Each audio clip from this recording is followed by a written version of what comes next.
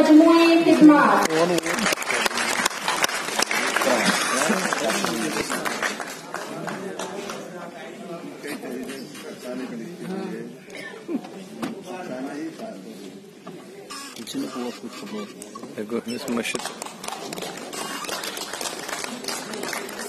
देखो साइड जैसे में वीडियो दोनों बहुत बहुत शुक्रिया आप सभी हजरात का।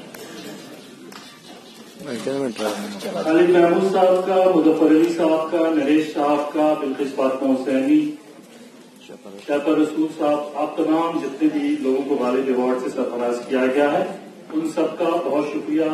हजरात, हमारे चेयरमैन साहब मदद साहब ये कह रहे थे बहुत वजनी है सर, इसमें ये कुछ किताबें हैं, कैश नहीं, 75,000 रुपए का एक चेक है। उस चेक बहुत है जी।